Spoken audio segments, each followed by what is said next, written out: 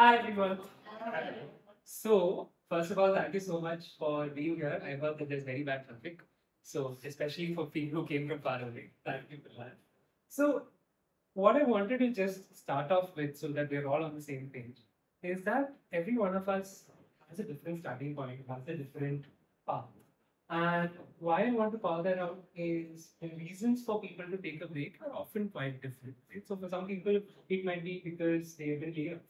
For some people, it might be because they are burnt out. For some people, it might be because they want. And sometimes family circumstances force it, etc. etc. So I wanted to just lay this out because what I am going to share with you today is opening up my story and what's the last year been like for me. Now, some of it may be relevant and helpful for you, some of it may not. And so I just wanted to help you hold that balance as you engage with it. And just so you know where all of this happened, I think it will be helpful to know a little bit of the background. So I am from Cochin. So I was born there, studied in a public school for 12 years, the same school. And then I went on to study mechanical engineering at IIT Madras. Near the end of that, I went on to do an MBA at IIT. Every step of the way, there were decision points, etc., but largely life was on autopilot. When I went to IIT, from there I moved on to strategy consulting, management consulting with McKinsey and Company. So they work with corporates to help them figure out how they should approach their problems. Worked in India, Southeast Asia for about 5 years, working on banking, technology, and social sector. Across all of this, just so you know, I kept looking for opportunities to work on socially relevant work. So in school, I was campaigning for animal rights. In college, I was working on rural development. All my internships, all my projects had some sort of social sector angle to it because somehow that was what attracted me. And so, at the point when I had a professional milestone, I took probably the first major decision in my life where I moved to the social sector, the development sector. I joined as part of the leadership team of an education nonprofit called People. So People works in Delhi and Madhya Pradesh and now in Chhattisgarh. Uh, what they do is they work with governments to improve learning in government schools, which is to help fix policy, to help think about how teachers should be supported, etc. So I worked there for 4 years. I loved what I was doing. Absolutely loved it. And sometime in that journey, probably sometime in 2022, I had gone to a conference and the thought came to me saying maybe I should go back on ground. Maybe I need to get back in touch with society. Maybe I should take a break. First time I voiced this thought that came to my mind was in September 2021. And 11 months later is when I actually took it. So it took a year of just thinking, planning, evolving the idea. So my manager knew it and I knew it. And because I was very integrated with the organization, we worked slowly to provide enough space to hire enough people and the right kind of people to take over what I was doing. During that period, there were a few reasons I would say I thought that I would want to take a break. I felt like I had reached a point where I had enough of a career trajectory and career track record that I could afford to take a pause and a break. Because when I had chosen to move to People, like I tell people, a year out, I decided that I'm never going to be rich. And that was very liberating for me. So I'm going to do well. But if I decide that I'm not going to be chasing money, there are a lot more flexibility that comes. I felt like I wanted to see the world again. And a lot of what I was carrying around my understanding of India, understanding of the work, understanding of the people that I was trying to help and support was coming from the times when I'd spent weeks that I'd spent in villages while at IIT Madras, work that I'd done in my internships where I spent 3 months setting up a business for solar lanterns in a village and all of that. So I wanted to go back out there and see the world. I realized there were all these narratives above me, and I didn't like being a soldier in somebody else's world. I wanted to know what's actually the reason, the theory. That was my parents are growing older. I wanted to spend a little bit of time with them when they're still healthy. And one by one, all these reasons started adding up, saying I've been in Delhi and Madhya Pradesh. Even though during COVID I got to spend some time at home, now is a good time. And finally, I felt like I used to write stories, I used to write poems, and now I just make PPTs. So should I take some time to explore this creative aspect? And fundamentally, when all of this came together, there was a bigger question saying, should I look at everything in my life? Maybe I'm done being a management person. Maybe I do something else completely. So I started with a clean slate. This was the point of how I left people, a place that I thought that I would retire. So I want to share the story with you in three parts. First is the decision that I started sharing and the upheaval that it caused. Second is now that I'm 10 months, 11 months into the sabbatical, just looking back and in retrospect, sharing with you the best I can. There is a lot that has happened. It's a year of 20. Sharing the best I can around how that was and what we wanted to do. And finally, reflections, regrets, and learnings. And as we talk about these, I've also put down some insights that I feel other people could take away from it. Ready? There we go. Okay. So first, 2-3 months before I left, I started telling people. I took a break from work for 2 weeks. I found that the organization was stable. And that triggered this thought saying, okay, now the org is stable, I can move. And so I told people. Reactions ranged from, okay, I'm very excited for you, to, that's so cool, to, wow, I did this, it's transformative, you should do this too. Come on, you're lying, where are you going then? These were the range of it.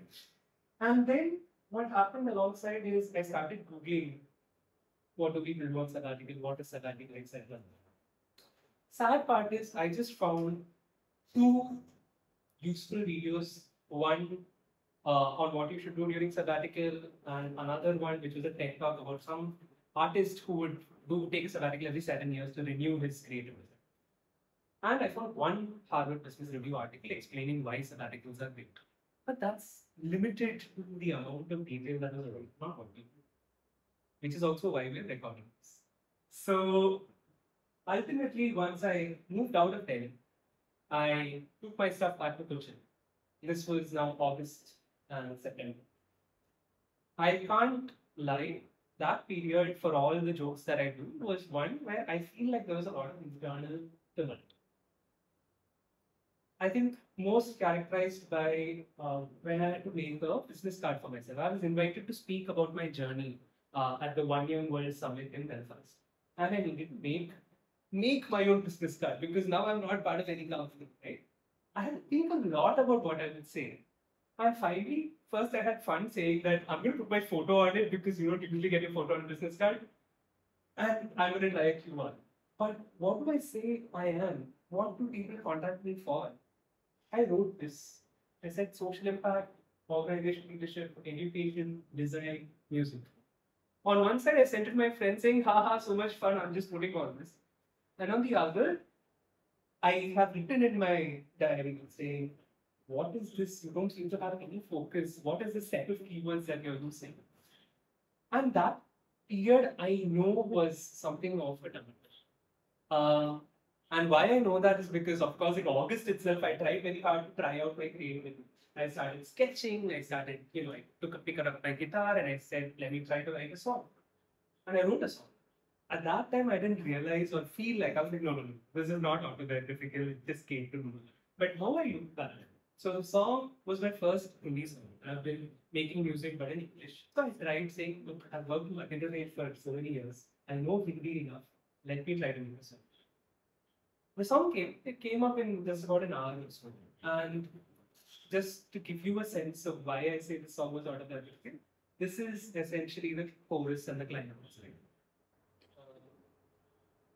देखते हैं सब सपने छुपे हुए अनकहे सपने जो सच ना बने बोलो कि हम क्या करेंगे हजारों के सपने हजारों के सपने सितारों के सपने प्यार के सपने आधे से सपने अधूरे से सपने हजारों के सपने हजारे सपने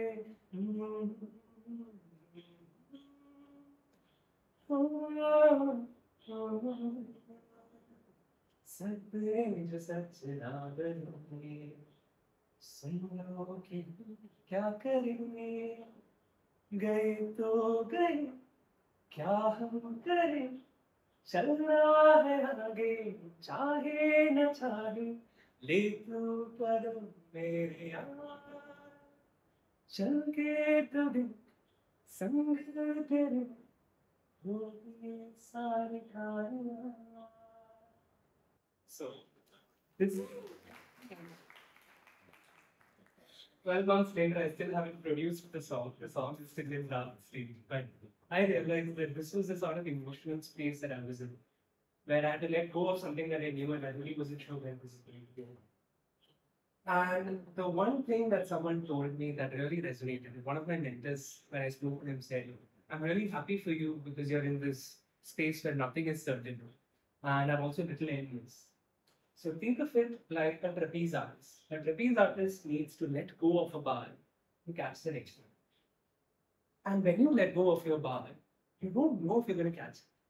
And so there is terror, but there is also excitement. And you know that you've caught all the bars so far, but you don't feel like you're sure that you'll catch the next. And the article that he shared said that, sometimes people think that the bars are where life is. And this space of nothing is not something people realize. And sometimes, maybe I believe that this space between the bars is where life happens, where you move from a fear of transformation to transforming your fear. Because only when you jump, you know whether you can climb.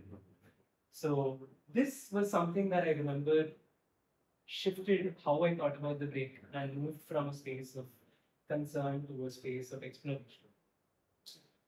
And so one of the things I did was, what do I do on Sabbatical? So question to you, if you were to now be in my place, what would you want to do on Sabbatical? I asked somebody who is a friend of mine earlier today, and they said that they would go to the mountains, spend 6 months just staying in a small hut there, and then spend 6 months with their family and friends.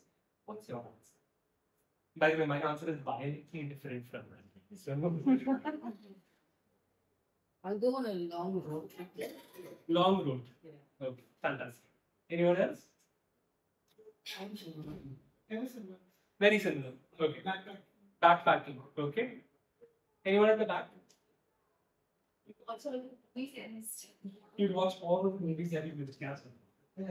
So, here's the long list of things that I wanted to do in a sabbatical. My handwriting wasn't great, so I've typed it up after.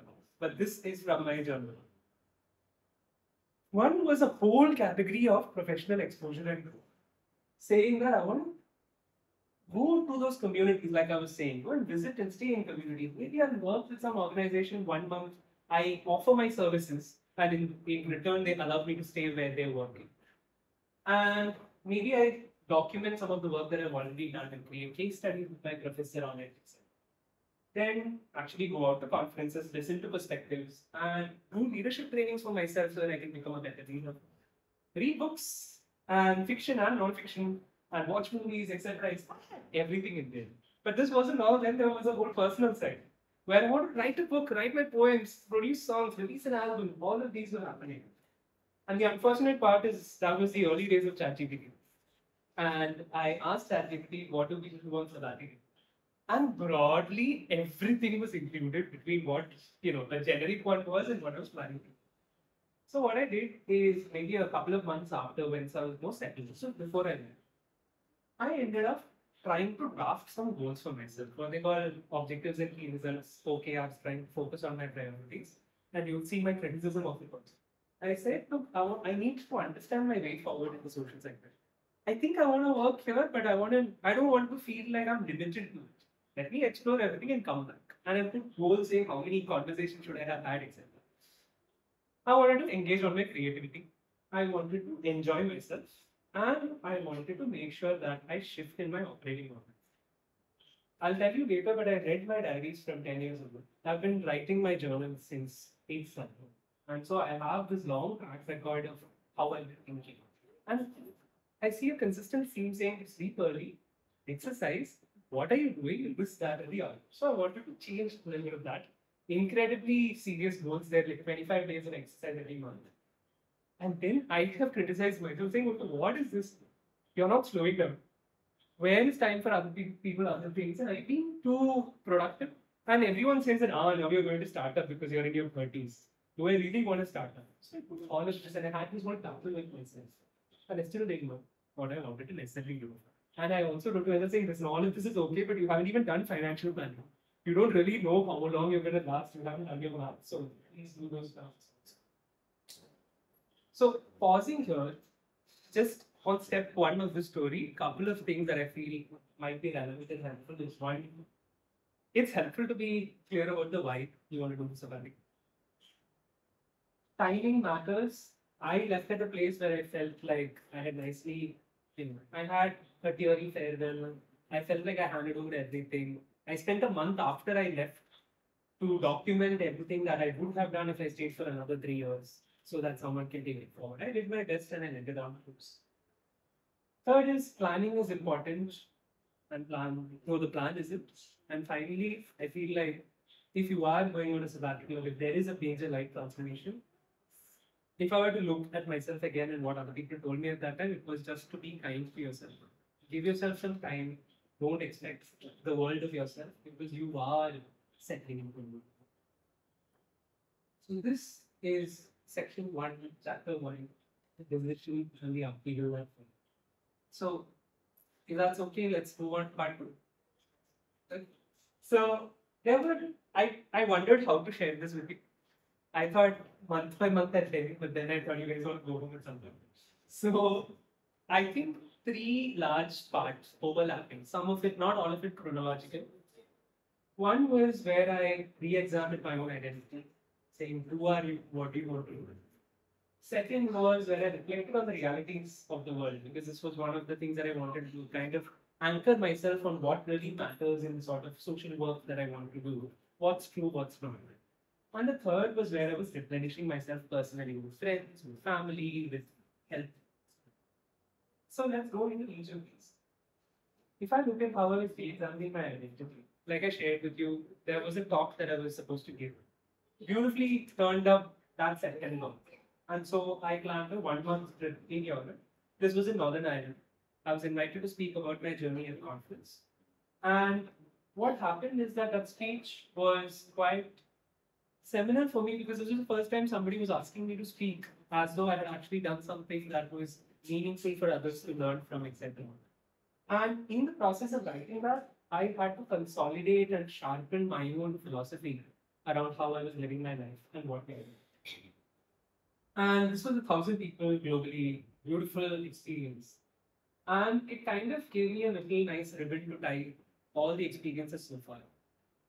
And in that speech, I remember sharing, I said that now I am embarking on another adventure, I'm at the cusp of a new adventure, where I am embarking on a career break, ready to ask the big questions, to reconnect with the communities that I'm starting to serve, and to reflect on what matters, something like that.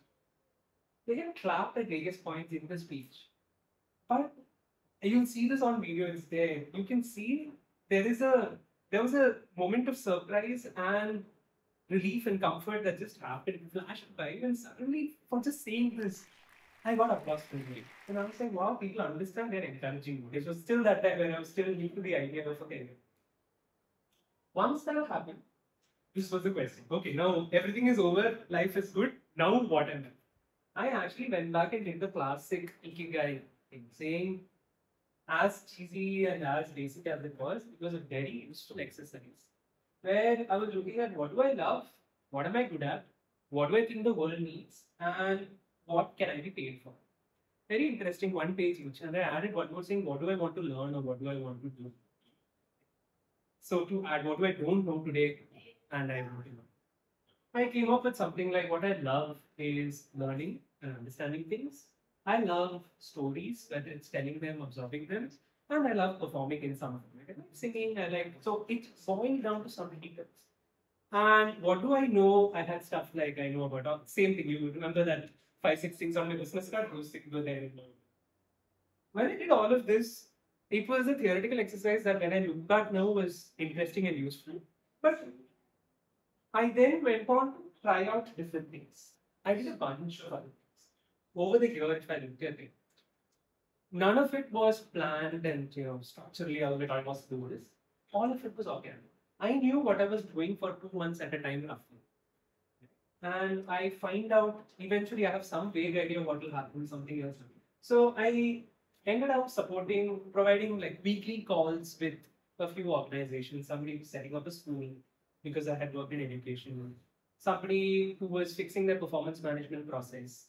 Somebody else who was wanted an update of their HR manual. All of these things. I tried different levels of intensity. When I picked up the HR manual entirely myself, it was more of a load than I wanted to take in my sabbatical. I just wanted to do something to keep me sharp, keep me interested, and something that I'd enjoy.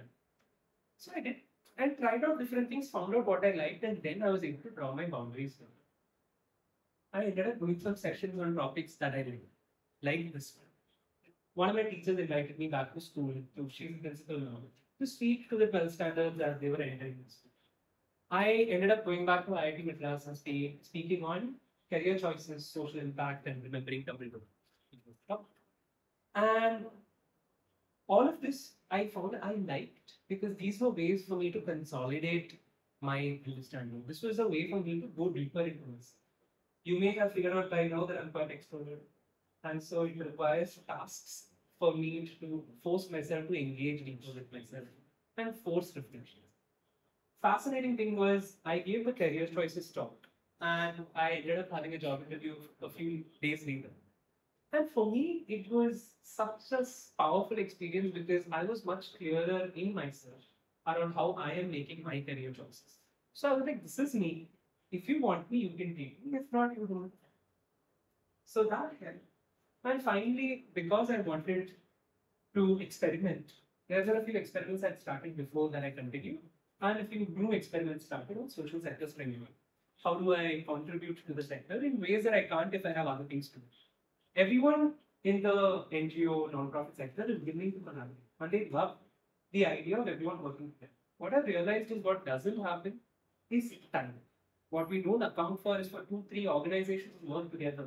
Someone has to spend some extra time actually coordinating. And I ended up being that person because I can. I ended up doing a salary and benefits benchmarking, which means that 100 NGOs gave me their data around what is the CEO salary, CXO salary, associate salary, HR manager salary. Usually, this is something that some consulting firm does that they are paid a few lakhs. I'm one of it, one of the lot. Everyone knows me and I know them. And so they reposted, they supported it. 5 people became 10, became 15, became 30, became 100 organizations. This was the second year that I'm doing this and it became 100 organizations. I did the analysis and gave everyone back aggregate insights. If you're 0 to 10 lakhs, here is what your salary levels typically look like. Something that was a public report that everyone then said, okay, let's make a public version. So you will find a public report about salary levels in the NGO sector. And I have suddenly created new public goods. And in the middle of all of this, you remember one of my things was I want to have 50 conversations. Where it was coming from is there is so much noise in the world today. There is so much misinformation. There is so much of everyone actually pushing their agenda. I have found it hard now to read something without a little bit of mistrust or not being sure if I'm being taken in by someone. One thing led to another, and I have ended up starting this thing that I ended up calling Raahi because I was doing a lot of interesting things, but I was doing it all in my name. So it ended up distancing it a little bit from myself, saying, okay, I am doing, there is my personal Instagram, there is my personal life. Then there is Raahi Impact, and specifically Raahi Impact Journeys. I met someone who helped me understand how YouTube works and some basics around how to put up your videos. And I ended up having a great first video to put up, which was First Stitch, which was professionally recorded. And then I met my professor in campus, who I really like and I really connected with. And I said, listen, can I put a camera in front of you and can we talk for 30 minutes? I'd love to pick your brains. There is a need for me to understand what the right answers are and the improved perspectives are. And there is no way for me to access it without reading 200, 300 books and watching 50 documentaries. I thought I will talk to people that I find interesting and I will engage in conversation because that's the way I learn. And as I was doing this, people were texting me saying, listen, I am not getting a chance to travel to country. You are. So is there a way you can document this? A few of these things came together. Along with me realizing in that conference where I first thought of the career break, realizing that 99% of the population is not thinking about these things that I think about. They don't care about social impact. They're not being influenced by these perspectives. I ended up deciding to start a YouTube channel, a video podcast. It's called Raahi Impact Journeys. The idea being all of us have journeys of impact. There's nothing we can do, like I was talking about privilege. There is nothing we can do to stop ourselves from having an impact on the world around us. Just by us existing, by our actions and our inaction, we are impacting the world. How do we do? How do we make our life choices? How do we think about our career choices? All of this became a sort of landing point where I could put out perspectives that are either coming to me or a few things that I felt clear about. And this became my source of planning. I began this on a whim, and now I'm continuing it because I'm finding a lot of value in it for myself. Professionally, I will be going to work next month. I will be taking up a new job. But I will continue to have this identity, something that is mine, something that I can shape, and something that I don't mind investing in. So that's been Raahi Impact Journals. And this has been a bunch of explorations, starting from blue sky thinking, completely unclear what I want to do, to reaching a place where I know that I am a management professional. And I want to make sure that whatever I do is engaging on social impact, because that is the space that I feel good working on. But along with that, I will also have a part of my life which will be working on everything creative, and a part of my life which is everything to do with the people that I will also work with. I want to spend time with family and with friends, and that's going to be integral. And I need to fix my day, my week, my time for all of them. One of the things that was happening is I used to invest heavily and work all the time for people because I loved what I was doing. And that shifted from people to Raahi. Whenever I get a free second, I would start editing a video. I would be like, let me put up the video, let me do something else. And it took additional effort for me to realize that no, stop it. You need to shift away from that and find your balance. So it's something that showed me that a lot of it was my own operating model, my own way of choosing what to do in a day.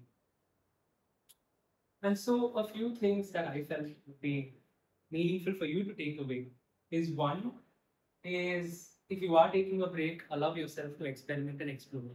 There is no one watching you and telling you not to do things. And I have learned so much from trying out different masks, different ways of being. It was so fascinating to see how it works. And really keep a journal, like we discussed. I find that nothing of this professional reflection or personal identity conversation would have actually landed if I hadn't taken the time to note these things. And now that I have, I go back and I can connect these dots. This presentation was made after everything has happened. There was a lot of confusion, a lot of internal struggle to come to these answers that I'm sharing.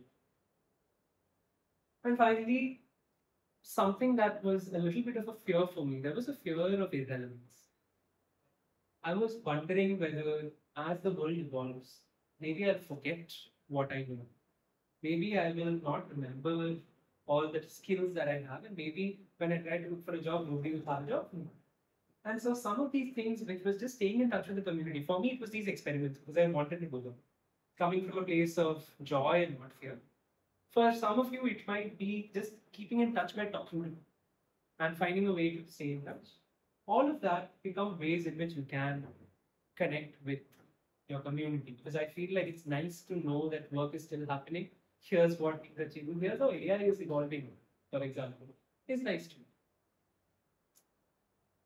And then comes the part which was nothing to do with my own identity, which is exploring what the world means, because I seem to care about that. How did I do it? As it stands, I have not read too many books in this field. What I did do though, is I ended up traveling to different parts of the world. Broadly in Europe and Asia, I ended up going to a lot of beautiful places which are not necessarily textbook. I'm not the heavily risky type who will go off completely off the map, etc. All my travels were friends and family travel.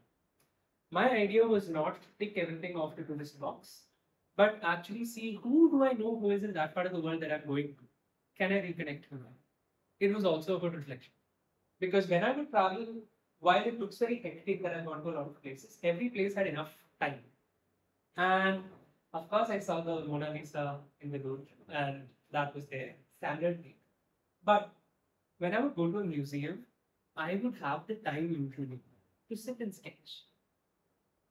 Spend some time in that space and not rush through it to see everything. Some of the things I felt like sharing with you, these are just some vignettes of what happened. This is maybe one photo that I found fascinating afterwards. So, does anybody want to guess what this is? Hogwarts. Hogwarts. Good guess, but no, not at all. We keep referencing Harry Potter. Okay. So this is the Temple of Artemis, one of the ancient wonders of the world. You know, there are 7 wonders of the world. There's the ancient list and the modern list. This is one of the ancient wonders. A person will be this high. It's 19 meters long. And there were 127 pillars like this. And all that remains is this one pillar standing. And I saw the actual deity much taller than me. And I could imagine that if I lived in that time, I would be totally like an Artemis follower because it is super scary. She is the goddess of the hunt. And there is a certain power that emanates from that. If you imagine with such big colonnades and such big pillars. It's been degraded and taken over time, and all of it has been used to build other pieces of architecture around.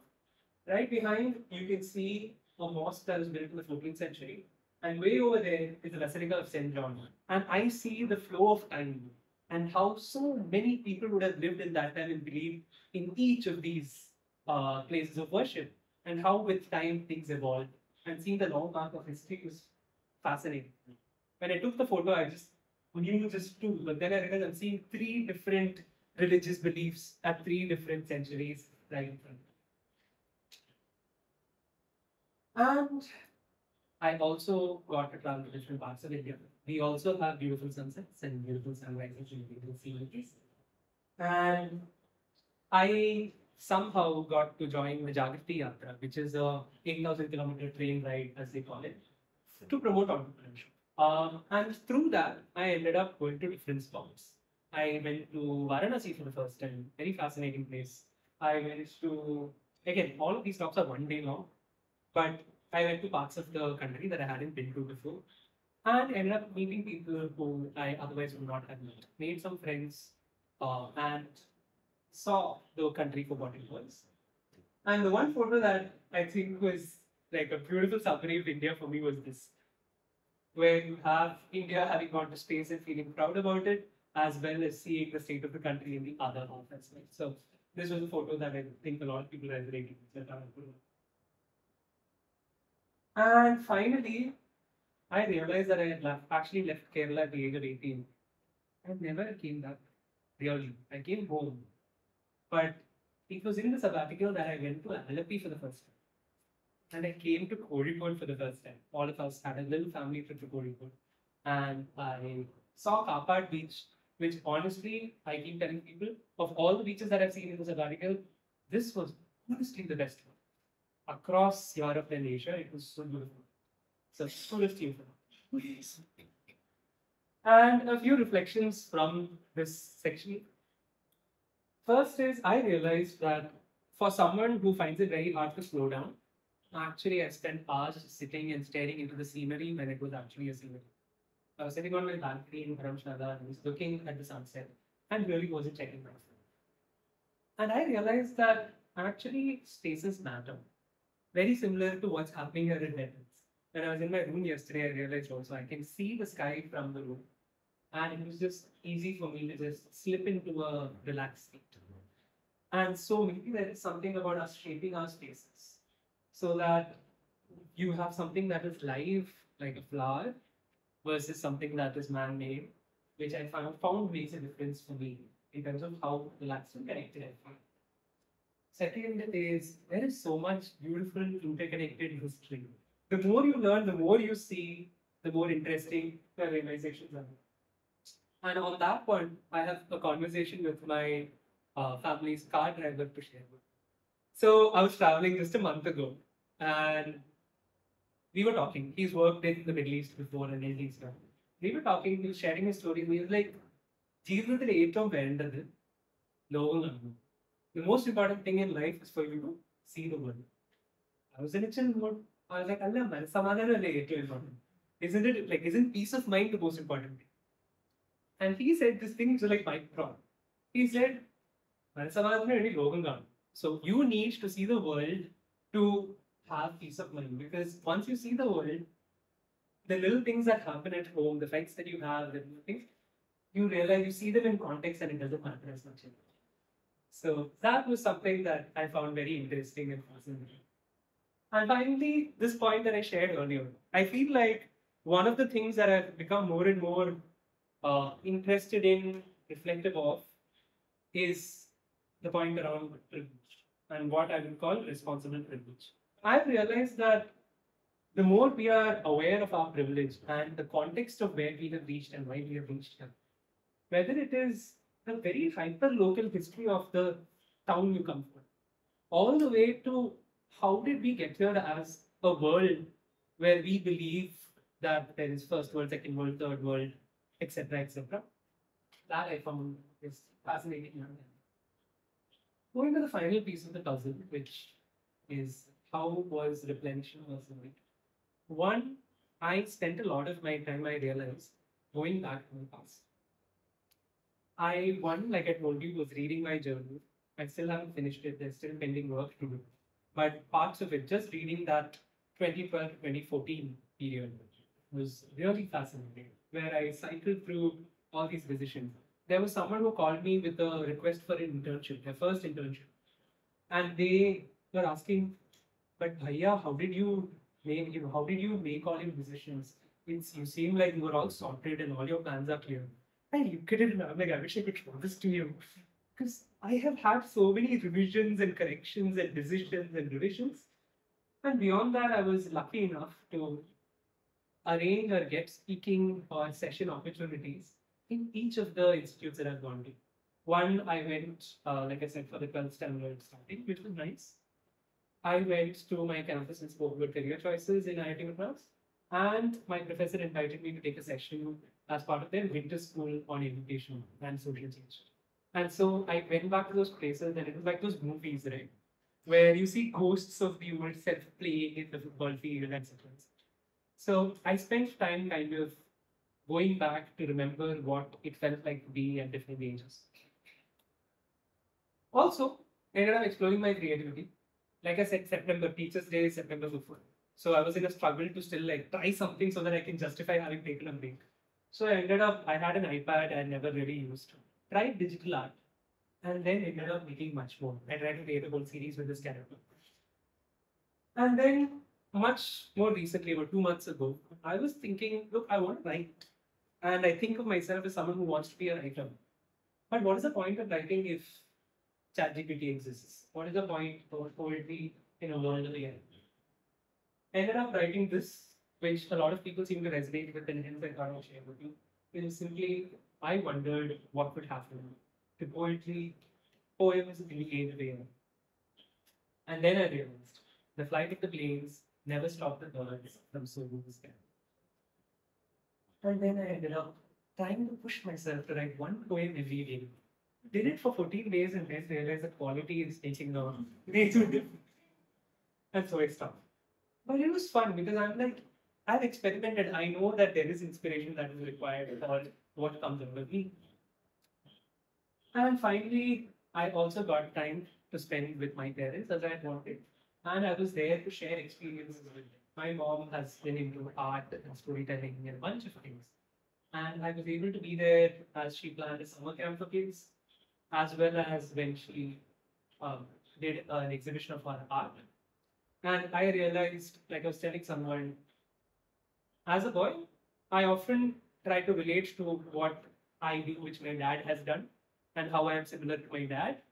But I realized a lot of my characteristics come from my mom. I have never looked at my mom as a person with her own characteristics until I spent time with her as well. My dad has been writing books in Malayalam. I helped him set up a stall that he was doing in December, and we came to Kozhikode.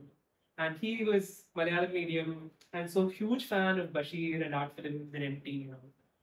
So we got to go to Bashir's house, and it was the mangosteen tree under which he would write. And it was almost a pilgrimage for him. So he wouldn't have been able to travel if I weren't at home. But this sudden plan that we did gave us a chance to actually add something. And so I was there to do all this with them. And over the last year, because of the choices I made to travel and find the people and maybe, if possible, stay with them, I ended up reconnecting with folks that I otherwise was out of touch with. Finding new friends who have actually become proper friends who I know I'm going to stay in touch with, as well as resolving some people that you have not actually, you left off in a huff and something didn't really work, something broke. Ended up spending enough time to resolve it with them. So it gave me a space to spend time with family, friends, and with making new friends. And on the health front, I didn't exactly end up exercising 25 times a day, and I still sleep late. But I do feel like I've gotten a clearer handle on how I feel healthy. That's it. And so from this piece, fundamentally, I would just say something that you all know. It is a matter of time to spend time with your loved ones. And one of the things that I tried, which worked quite nicely, was wherever I would travel, I would try to stay with the people that I would go with. Because I remembered in my childhood when my parents would visit somewhere, we stay with a relative, right? Or we stay with a family friend who you are like some uncle who's there. But for them, you go to sleep and then the adults catch up on their lives. And so one of the times I even had a hotel booked and then discovered, they invited me over for dinner. I went there and I ended up staying because we were so intently talking with the two of them. And sometimes these smaller practices can maybe help you continue to stay in touch with something that I will share. And obviously, another thing that I'm more like telling myself, take the time to do the things that you enjoy doing. Once you define your identities, you then follow through with acting. And yes, on this one, I do have a few regrets. I don't think I ever actually fully disappeared for a month, especially once I began Raahi. There was a little bit of I need to spend time connecting with the world, sharing this with them.